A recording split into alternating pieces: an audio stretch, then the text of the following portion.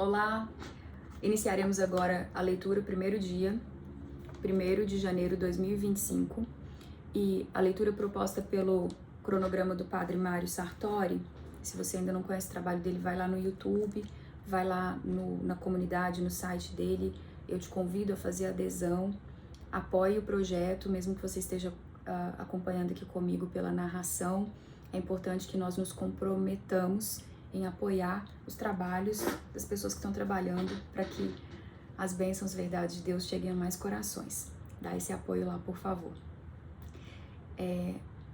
A proposta para o primeiro dia é a leitura Gênesis capítulo 1, Salmo capítulo 1, primeiro Salmos, e Mateus capítulo 1, versículos 1 a 17, e depois a introdução do Catecismo da Igreja Católica, é o que nós faremos agora.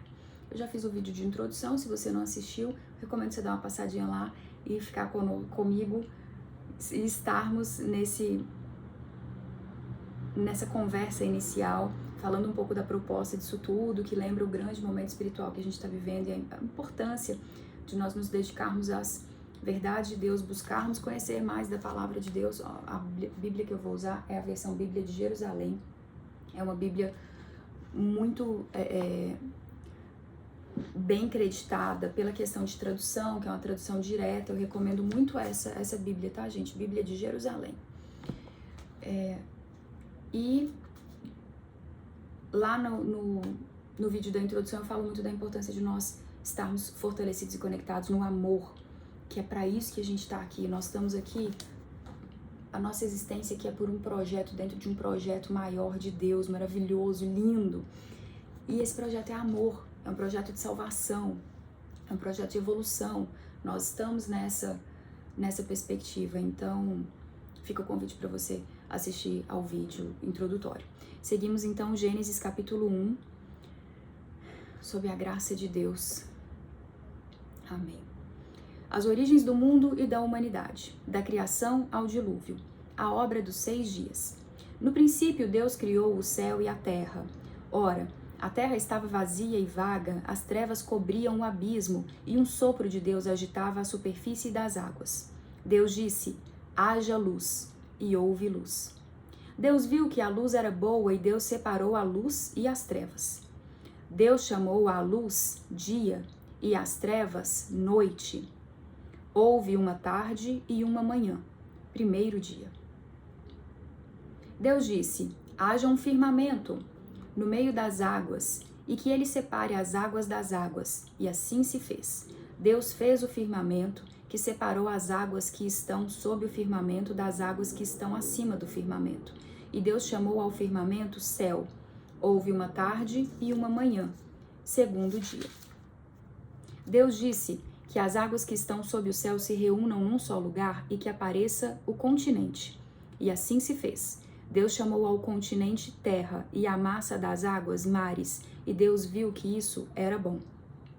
Deus disse que a terra verdeje de verdura, ervas que deem semente e árvores frutíferas que deem sobre a terra, segundo sua espécie, frutos contendo sua semente, e assim se fez. A terra produziu verdura, ervas que dão semente segundo sua espécie, e árvores que dão, segundo sua espécie, frutos contendo sua semente, e Deus viu que isso era bom. Houve uma tarde e uma manhã, terceiro dia. Deus disse que haja luzeiros no firmamento do céu para separar o dia e a noite, que eles sirvam de sinais tanto para as festas quanto para os dias e os anos, que sejam luzeiros no firmamento do céu para iluminar a terra, e assim se fez. Deus fez os 2 luzeiros maiores, o grande luzeiro como poder do dia e o pequeno luzeiro como poder da noite. E as estrelas. Deus os colocou no firmamento do céu para iluminar a terra, para comandar o dia e a noite, para separar a luz e as trevas. E Deus viu que isso era bom. Houve uma tarde e uma manhã, quarto dia. Deus disse: fervilhem as águas, um fervilhar de seres vivos, e que as aves voem acima da terra, sob o firmamento do céu. E assim se fez. Deus criou as grandes serpentes do mar e todos os seres vivos que rastejam e que fervilham nas águas segundo sua espécie, e as aves aladas segundo sua espécie, e Deus viu que isso era bom. Deus os abençoou e disse: Sede fecundos, multiplicai-vos, enchei a água dos mares, e que as aves se multipliquem sobre a terra. Houve uma tarde e uma manhã, 5º dia. Deus disse que a terra produza seres vivos segundo sua espécie, e animais domésticos, répteis e feras, segundo sua espécie. E assim se fez. Deus fez as feras segundo sua espécie, os animais domésticos segundo sua espécie, e todos os répteis do solo segundo sua espécie. E Deus viu que isso era bom. Deus disse: Façamos o homem à nossa imagem, como nossa semelhança, e que eles dominem sobre os peixes do mar, as aves do céu, os animais domésticos, todas as feras e todos os répteis que rastejam sobre a terra. Deus criou o homem à sua imagem. A imagem de Deus, ele o criou. Homem e mulher, ele os criou. Deus os abençoou e lhes disse: Sede fecundos, multiplicai-vos, enchei a terra e submetei-a. Dominai sobre os peixes do mar, as aves do céu e todos os animais que rastejam sobre a terra. Deus disse: Eu vos dou as ervas que dão semente, que estão sobre toda a superfície da terra, e todas as árvores que dão frutos que dão semente. Isso será vosso alimento. A todas as feras, a todas as aves do céu, a tudo que rasteja sobre a terra e que é animado de vida, eu dou como alimento toda a verdura das plantas. E assim se fez. Deus viu tudo o que tinha feito e era muito bom. Houve uma tarde e uma manhã, 6º dia. Finalizado o primeiro capítulo de Gênesis. E aqui eu vou fazer um comentário que existe uma explicação de que e Deus viu que era bom, que na verdade a palavra usada no original, ela significa também belo. Então, quando a gente lê aqui Deus viu que era bom, a gente pode também interpretar pela tradução original que era belo. Belo e bom, bom e belo. A palavra usada lá no original tem esse significado de beleza também. Beleza é verdade de Deus. A gente tem que trabalhar por ela. Beleza nos alegra, né? Chama para a vida, convida, alegra, nos afeta num nível de transcendência mesmo, de alma, de alegrar. Deus. Seguimos agora para Salmo, capítulo 1, primeiros Salmos. Os dois caminhos. Feliz o homem que não vai ao conselho dos ímpios, não para no caminho dos pecadores, nem se assenta na roda dos zombadores. Pelo contrário, seu prazer está na lei de Yahvé, e medita sua lei dia e noite. Ele é como árvore plantada junto a riachos, dá seu fruto no tempo devido, e suas folhas nunca murcham. Tudo o que ele faz é bem-sucedido. Não são assim os ímpios. Pelo contrário, são como a palha que o vento dispersa. Por isso os ímpios não ficarão de pé no julgamento, nem os pecadores no conselho dos justos. Sim, Yahvé conhece o caminho dos justos, mas o caminho dos ímpios perece. E agora vamos para Evangelho de Mateus. E aqui lembrando que a gente passou então pelo Antigo Testamento, Gênesis, que faz parte do Pentateuco, Salmos, agora a gente vem para o Novo Testamento, que é a partir da passagem de Jesus, né, que narra a vinda de Jesus. E é muito importante que nós tenhamos conhecimento de tudo, porque o nosso Deus de amor, de Jesus Cristo, dos Evangelhos, é também o Deus do Antigo Testamento. A história é toda conectada. A revelação é progressiva, Deus que se revela um Deus de amor, de mais amor, mas é um Deus de justiça. O Antigo Testamento nos lembra muito isso, então é muito importante, principalmente nesse momento que a gente está vivendo. Esse momento histórico de revelação de Deus e, né, tantos alertando sobre esse grande momento em curso. Tribulação e tudo isso. Se você tiver curiosidade para acessar mais materiais que falem disso, me manda uma mensagem aí, eu tô lá no Instagram, direct, Gaia Klein, você me acha. E-mail, gaiaklein4 em numeral @gmail.com.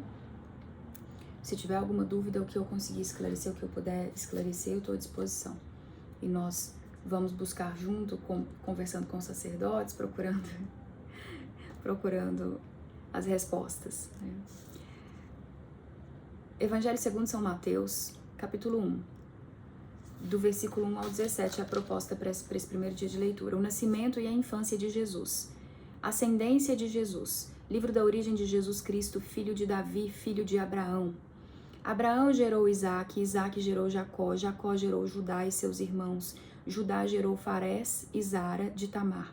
Farés gerou Esrom, Esrom gerou Arã, Arã gerou Aminadab, Aminadab gerou Naasson, Naasson gerou Salmão, Salmão gerou Boaz de Raabe, Boaz gerou Jobed de Ruth, Jobed gerou Jessé, Jessé gerou o rei Davi.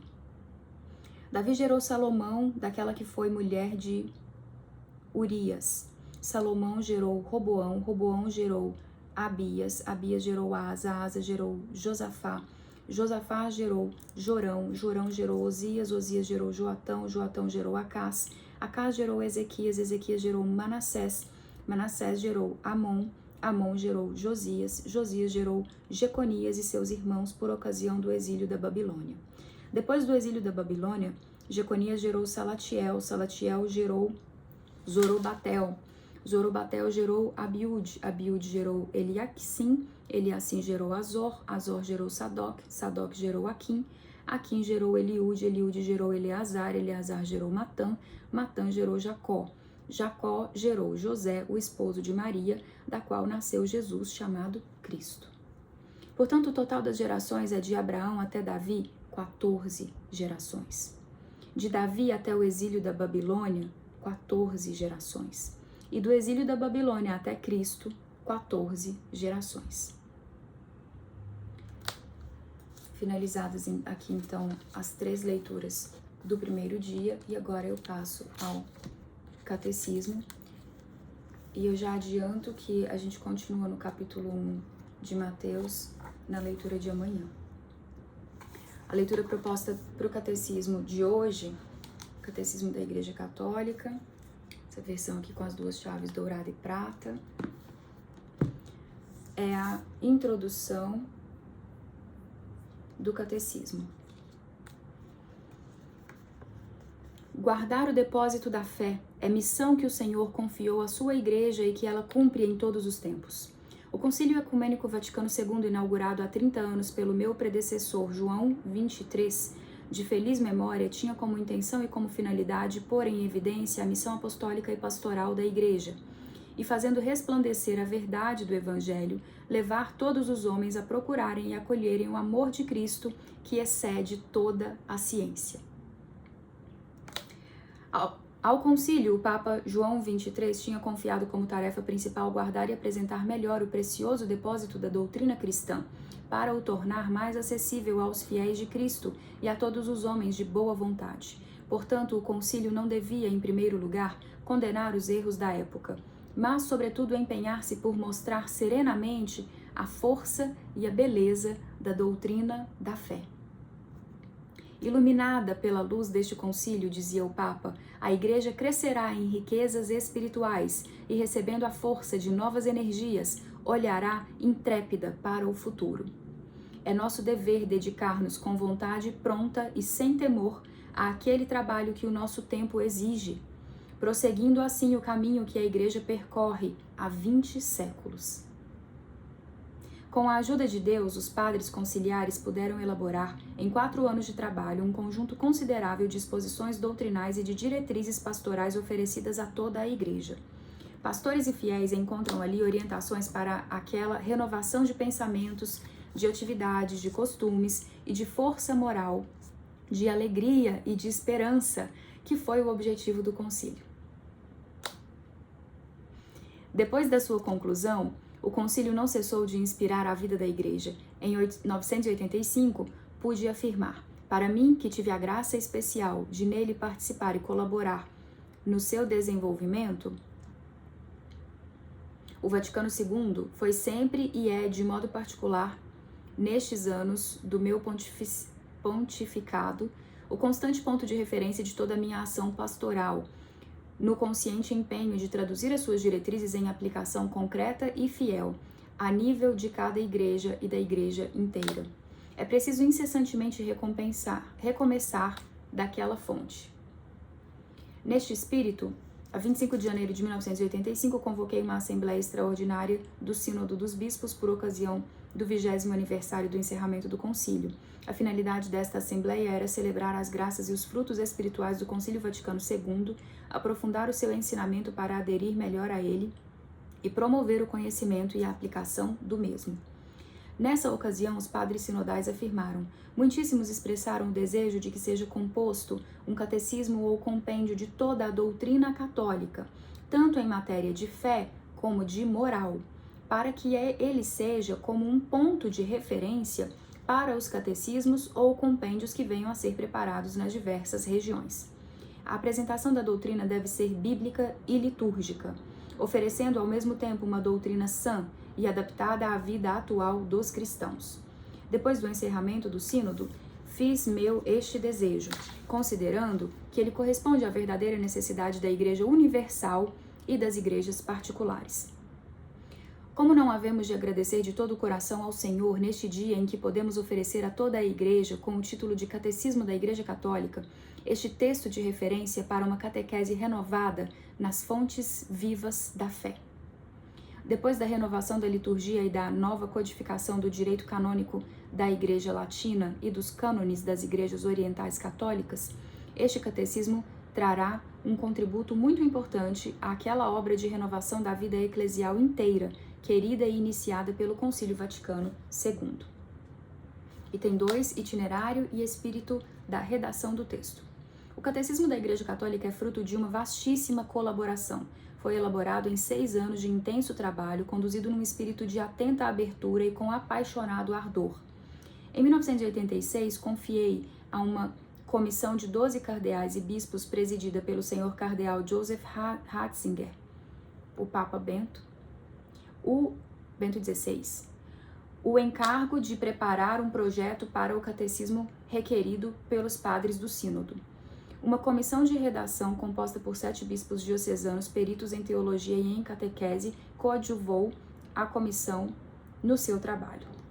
A comissão encarregada de dar as diretrizes e de vigiar sobre o desenvolvimento dos trabalhos seguiu atentamente todas as etapas da redação das 9 sucessivas composições. A comissão de redação, por seu lado, assumiu a responsabilidade de escrever o texto e lhe inserir as modificações pedidas pela comissão e de examinar as observações de numerosos teólogos, exegetas e catequistas, e sobretudo dos bispos do mundo inteiro, a fim de melhorar o texto.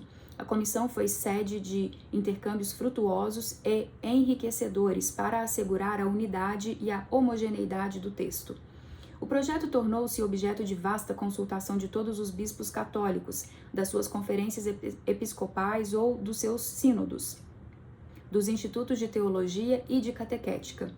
No seu conjunto, ele teve um acolhimento amplamente favorável da parte do episcopado.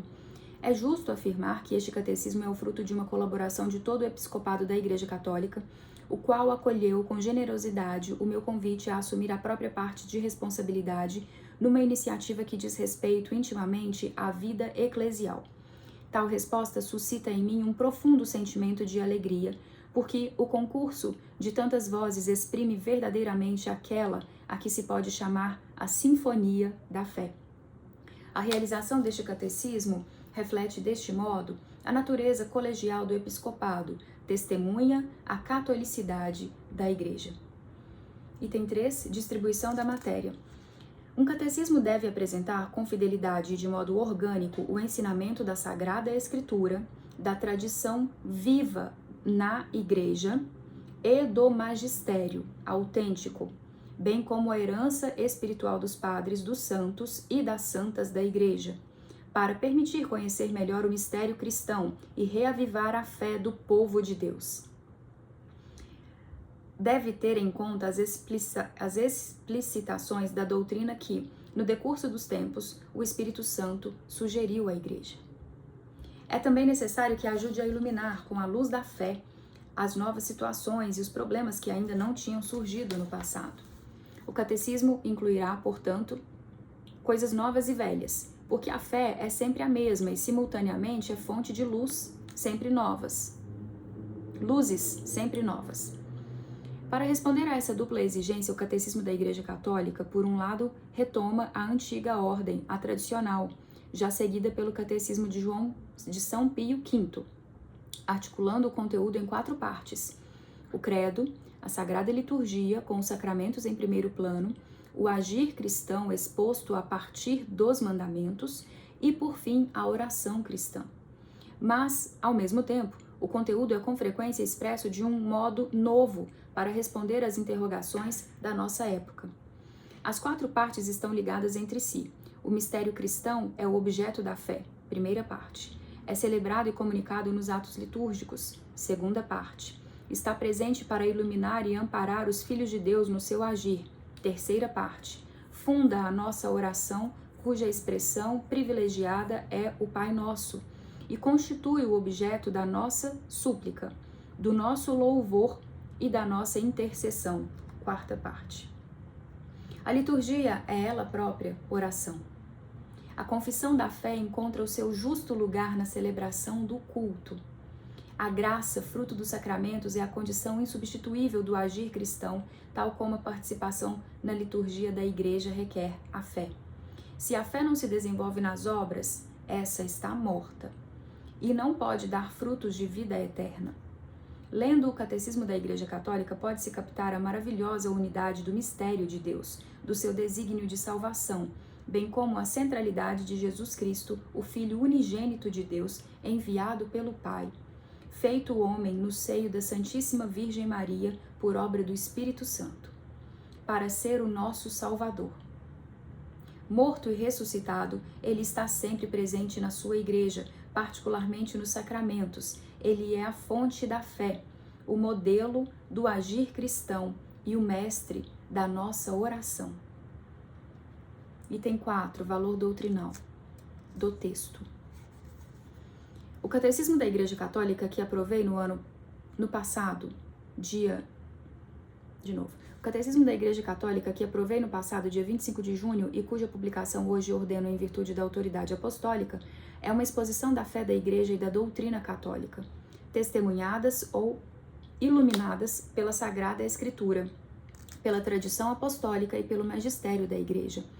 Vejo-o como um instrumento válido e legítimo a serviço da comunhão eclesial e como uma norma segura para o ensino da fé. Sirva ele para a renovação a qual o Espírito Santo chama incessantemente a Igreja de Deus, corpo de Cristo, peregrina rumo à luz, sem sombras do reino.